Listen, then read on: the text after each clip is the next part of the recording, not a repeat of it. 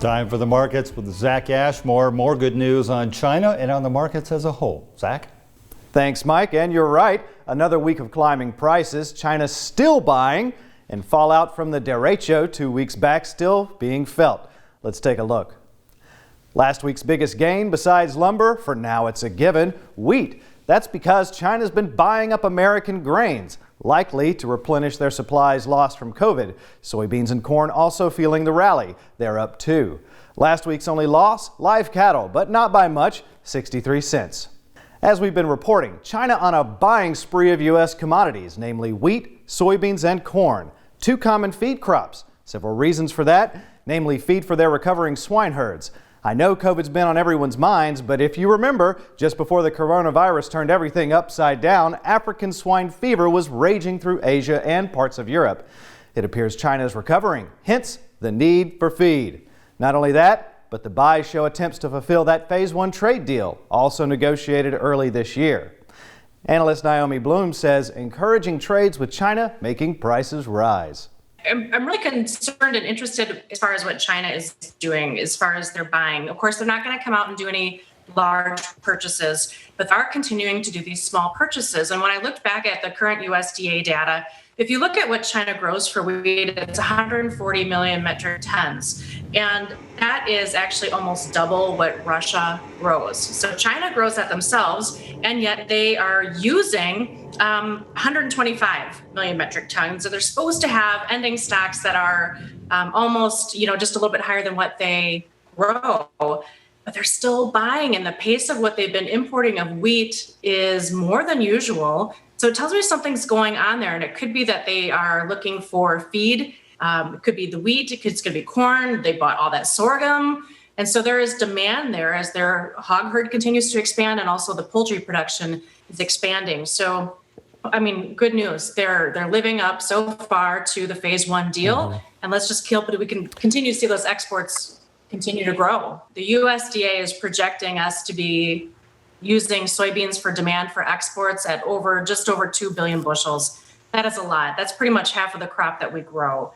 So even though China is showing up almost every day and they're buying a little bit of something every day for soybeans, right now the market views that more like, we're actually going to see them buy what they said they're going to buy, and we're on pace to meet USDA demand projection.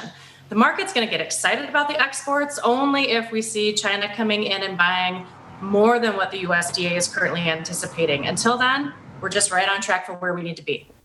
As Mike said earlier, a massive derecho struck the Midwest. Iowa hit hardest, the nation's largest corn producer reeling from wind damage. To give some context, take a look at these satellite photos courtesy of NASA.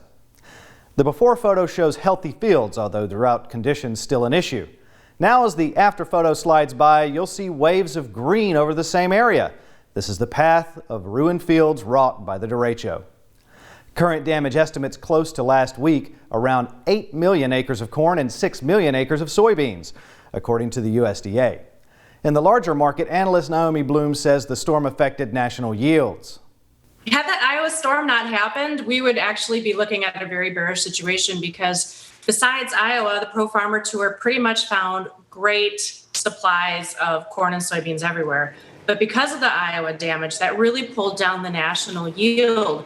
177.5 is the number that they had projected, and that's down from the USDA number of 181.8. And so if we continue to see this idea that this crop is getting smaller, then you're going to have ending stocks go down to 2.3 billion bushels, and we were just up near 2.8.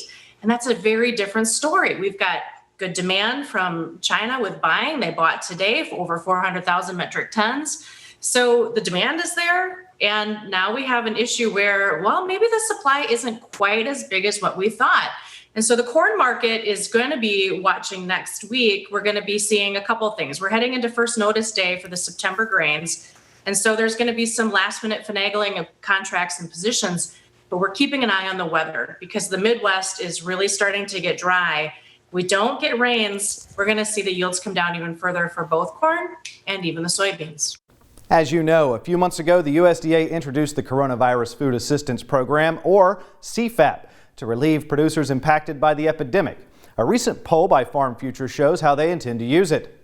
As you can see, 39% of respondents said long-term debt was the primary use of relief funds, followed by seed, fertilizer, and technology. Producers appear concerned for the future, with farm income forecasts looking at a 15% fall from last year. So, what's the takeaway? Well, government assistance may be the only way some farmers are able to survive this year. Yet another testimony to how coronavirus's economic wave will be felt for a while. And that's it for a deeper look into the markets. We're currently seeing a big price rally for most ag commodities, and I've got a feeling it might continue for some time.